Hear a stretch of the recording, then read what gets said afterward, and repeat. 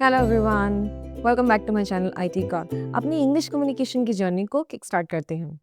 हम कंटिन्यू कर रहे थे ऑक्सिलरी वर्ब्स। ऑक्सिलरी वर्ब्स हैं में हम अब तक बहुत कुछ कवर कर चुके हैं एंड आई होप कि आप उनकी कंटिन्यूस प्रैक्टिस भी कर रहे हैं।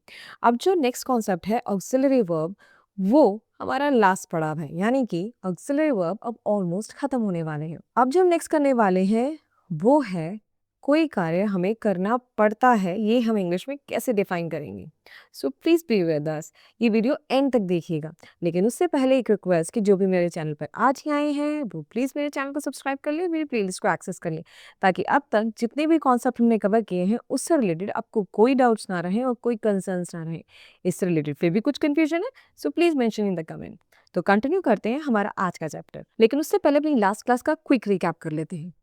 लास्ट क्लास में मैंने दो कॉन्सेप्ट कवर किए थे। पहला था नीड नॉट। इसका आइडेंटिफिकेशन बताया था कि जब भी आप ये डिफाइन करना चाहें या ये कहना चाहें कि ज़रूरत नहीं है, ये तीनों वर्ड होने चाहिए, ज़रूरत नहीं है, तब आप नीड नॉट का यूज़ कर सकते हैं। फॉर्मेशन बताया था इसका subject plus need not plus verb की first form plus rest of the content. Example देख लेते हैं। आपको मेरी चिंता करने की ज़रूरत नहीं है, तो you need not worry about मी। ठीक है। एक और बताया था कि नीड नॉट के साथ आप डू, डज और डिड का भी यूज़ कर सकते हैं, बिल्कुल वैसे जैसे डेयर के साथ बताया था। क्योंकि ये नेगेटिव है तो इसी में यूज़ कर लेते हैं। You do not need to worry about me. जब भी हम डू नॉट का यूज़ करेंगे, यानी कि जब हम डू का, डज का, डिड का यूज़ करेंगे, तो वर्ब के आगे टू आना कंपल्सरी है। नेक्स्ट कॉन्सेप्ट करवाया था मैंने need not have. Need not have, इसका आइडेंटिफिकेशन क्या था? जैसे नीड नॉट का था ज़रूरत नहीं है, तो इसका था उसका पास्ट, यानी ज़रूरत नहीं थी। Formation subject plus need not have plus verb की third form plus rest of the content. वही एग्जाम्पल सेम ले लेते हैं, इजी होगा समझने में। तुम्हें मेरी चिंता करने की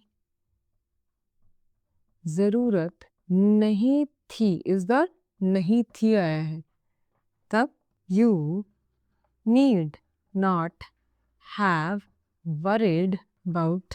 या फिर आप डिड का भी यूज़ कर सकते हैं इसमें। You did not need to worry about me. अब शुरू करते हैं हमारा आज का कॉन्सेप्ट, यानी हम कैसे डिफाइन करेंगे कि कोई कार्य हमें करना पड़ता है या करना है। तो उसके लिए ऑक्सिलरी वर्ब है हैज़ टू और हैव टू। आइडेंटिफिकेशन सेम है, जब भी सेंटेंस में आ जाए करना पड़ता है, करना है, जाना है, एक्सेट्रा, यानी कि आइडेंटिफिकेशन में वर्ब के साथ ना और है दोनों आना चाहिए, तब हम हैज़ टू और हैव टू का यूज़ कर सकते हैं। दूसरा इसका फॉर्मेशन देख लेते हैं। सब्जेक्ट प्लस हैज़ टू या फिर हैव टू प्लस वर्ब की first form plus rest of the content. एक एग्जांपल देख लेते हैं। मुझे वहाँ रोज जाना पड़ता है। तो इसको ट्रांसफॉर्म कर लेते हैं। I have to go there every day. Have to बताया था, उसके साथ वर्ब की फर्स्ट फॉर्म और plus rest of the content. अब हैज़ टू और हैव टू में डिफरेंस क्या है, हम कहाँ हैज़ टू यूज़ कर सकते हैं और कहाँ हैव टू, तो वो भी देख लेते हैं। वैसे तो मैंने जब प्रेजेंट परफेक्ट टेंस करवाए थे तब मैंने हैज़ और हैव का डिफरेंस बताया हुआ है उसमें काफ़ी डिटेल में। सेम डिफरेंस हैज़ टू और हैव टू में भी है, यानी कि हम हैज़ टू तब यूज़ करेंगे जब करता, करता यानी कार्य करने वाला सिर्फ एक ही व्यक्ति, यानी कोई सेंटेंस जो ही से स्टार्ट हो रहा है, शी से, इट से या किसी पर्टिकुलर नेम से, जैसे राधा, मोहन, श्याम, घनश्याम, तब हम हैज़ टू का यूज़ करेंगे। हैव टू का यूज़ तब होता है जब कर्ता बहुत सारे हैं, यानी प्लूरल हो। जब भी कोई सेंटेंस वी से स्टार्ट हो रहा है, पीपल से, दे से या फिर आई एंड यू से स्टार्ट हो रहा है, तब हम हैव टू का यूज़ करेंगे। जैसे अभी थोड़ी देर पहले मैंने एग्जाम्पल दिया था कि मुझे वहाँ रोज़ जाना पड़ता है, तब मैंने ट्रांसफॉर्म किया था I have to go there every day. Had to और वर्ब की फर्स्ट फॉर्म। लेकिन अगर मैं इसी सेंटेंस को कहूँ कि उसे वहाँ रोज जाना पड़ता है, अब उसी की जगह पे या तो ही या फिर शी, कुछ भी, she has to go there every day. यहाँ पे हैज टू आया है, हैव टू नहीं, हैज टू। बताया था हैज टू कब यूज होगा, जब भी सेंटेंस ही शी इट किसी पर्टिकुलर नेम से स्टार्ट कर रहे हो तब हम हैज टू का यूज करेंगे। हैव टू का यूज तब करेंगे जब प्लूरल हो, कर्ता, यानी कोई सेंटेंस जो आई से, यू से, वी, पीपल या दे से स्टार्ट हो रहा है तब हम हैव टू का यूज करेंगे। अभी तक मैंने सिर्फ हिंदी का पढ़ता है डिफाइन किया है, लेकिन कोई कार्य करना है, जाना है, पहुंचना है, तब उसके लिए एग्जाम्पल्स देख लेते हैं। जैसे कि आज मुझे डॉक्टर के पास जाना है। पढ़ता है के साथ साथ ये भी आइडेंटिफिकेशन बताई थी कि पीछे वर्ब के साथ ना है आना चाहिए। मुझे जाना है, मुझे हंसना है, वो सभी हैव टू और हैव टू में कन्वर्ट कर सकते हैं आप। जैसे कि I have to go to the doctor today. Have to I के साथ आई, ठीक है, और साथ में वर्ब की फर्स्ट फॉर्म और रेस्ट ऑफ द कंटेंट। इसी सेंटेंस को अगर ये बता दूं कि उसे कल ट्रेन से जाना है, she has to go by train tomorrow. She के साथ क्या आया है, हैज टू और वर्ब की फर्स्ट फॉर्म। एक और एग्जांपल देख लेते हैं। मुझे यह कार्य कल तक समाप्त करना है। पीछे आया ना है, वर्ब के साथ करना, ठीक है। अब इसको ट्रांसफॉर्म कर रहे हैं, I have to finish this work by tomorrow. Have to add on हुआ, वर्ब की फर्स्ट फॉर्म। अब कुछ और पॉइंट हैज टू और हैव टू के साथ जो बहुत इंपॉर्टेंट हो सकते हैं।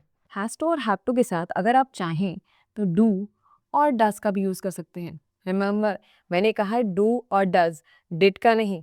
एक एग्जांपल से इसको सॉर्ट आउट करते हैं। क्या तुम्हें कुछ कहना है, हैव यू एनीथिंग टू से। हैव टू को ब्रेक कैसे किया ये देखिए, हैव और वर्ब के साथ बिल्कुल आगे टू लगा है, बाकी हैव के बाद सब्जेक्ट लाइन और फिर एनीथिंग और टू से। अब इसी को मैं डू में कन्वर्ट कर दूं तो do you have anything to say. अब फॉर्मेशन देखिए, डू पहले आया, सब्जेक्ट आया, उसके बाद है और फिर टू से, यानी वर्ब के आगे टू लग गया। वैसे ही दूसरा एग्जाम्पल देख लेते हैं। क्या उसे कुछ बोलना है, has he anything to speak, या फिर does he has anything to speak. तो आप चाहे इस फॉर्म में बात करें, यानी कि हैज के साथ स्टार्ट करें या फिर डू के साथ स्टार्ट करें, उसी तरीके से चाहे आप हैज के साथ स्टार्ट करें या डज के साथ स्टार्ट करें, मीनिंग उसका सेम ही है। यानी ये क्या उसे कुछ बोलना है या फिर क्या तुम्हें कुछ कहना है। आज का कॉन्सेप्ट यहीं पे रैप अप करते हैं। अब है टाइम हमारे वोकैबुलरी ऑफ द डे का, और आज का वोकैबुलरी ऑफ द डे है ऑडेशियस। हिंदी में इसका मीनिंग है साहसी या फिर दुस्साहसी। इंग्लिश में बोल्ड और डेयरिंग। एक एग्जांपल से इसको देख लेते हैं। 19 साल की उम्र में कंपनी शुरू करना एक साहसी फैसला था या फिर निश्चय था, कुछ भी। It was an audacious decision to start a company at the age of 19. I hope आज के कॉन्सेप्ट से रिलेटेड आपको कोई डाउट्स नहीं है। फिर भी है, so you know how to reach out to me through your comments. Till the time, keep learning, keep speaking. Don't forget to like, share and subscribe, and we will see you in our next video. Bye bye.